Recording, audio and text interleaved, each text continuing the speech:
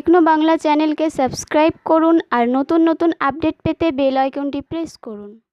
তো ফ্রেন্ড, তোমাদেরকে জানিয়ে রাখি, হুয়াওয়ে কোম্পানি যাকে ইউএস গভর্নমেন্ট ব্যান করে দিয়েছিল, এখন হুয়াওয়ে কোম্পানির তরফ থেকে শোনা যাচ্ছে আরেকটি ভালো খবর।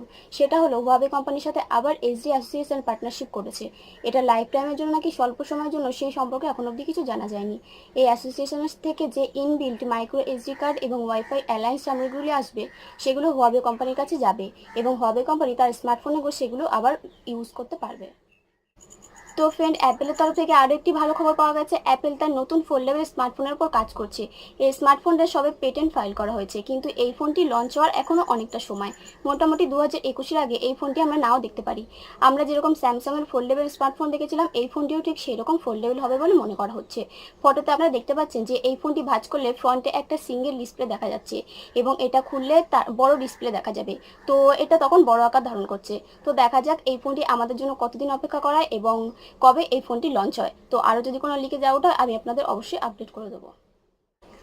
তো ফ্রেন্ড, নাসার থেকে একটি খুবই ভালো খবর পাওয়া গেছে। নাসা তার নতুন বিমান তৈরি করতে চলেছে, যেটাতে আপনারা স্পেস ট্যুর করতে পারবেন। এর জন্য নাসা অনেক বড় বড় কোম্পানির সাথে হাত মিলিয়ে তাদের সাথে পার্টনারশিপ করেছে। এই বিমানে করে গেলে আপনি আর্থ এবং মন দুটোরই সৌন্দর্য উপভোগ করতে পারবেন, কিন্তু এই বিমানে চলার মতো আর্থিক ক্ষমতা সবার সাধ্যের বাইরে। তো এটা এখনও টেস্টিং মোডে রয়েছে। যখন এটা অফিসিয়ালিভাবে কনফার্ম হবে, আমি আপনাদের অবশ্যই আপডেট করে দেবো। আমার পরের খবরে, আসুস তার আসুস জেনফোন 6 ইন্ডিয়াতে লঞ্চ করতে চলেছে 16ই জুন। এই ফোনটি লঞ্চ হবে বলে জানা গেছে। অনেকে যারা এই জেনফোন 6-এর জন্য অপেক্ষা করছিলেন, তাদের জন্য খুবই ভালো খবর। এবং এই জুন মাসে আরও কয়েকটা ফোন মার্কেটে লঞ্চ হতে চলেছে। সেগুলো হলো যেমন রেডমি K20, পোকো F2 এবং আরও অনেক হাই এন্ড প্রসেসর নিয়ে আসতে চলেছে। তো এবার বলি, আপনারা যদি এর মধ্যে থেকে কোনো একটি ফোন পারচেস করতে চান, তো ভেবে চিন্তে কিনবেন, কারণ সবকটি ফোনই ভালো এবং সবকটা ফোনই কম্পেয়ার করে তারপরে কিনবেন। তো ফ্রেন্ড, আজকের আমার নিউজ এই পর্যন্ত। যদি তোমাদের এই ভিডিওটি ভালো লেগে থাকে, অবশ্যই আমার চ্যানেলটিকে সাবস্ক্রাইব করতে ভুলো না। আমার ভিডিও লাইক, কমেন্ট, শেয়ার করো।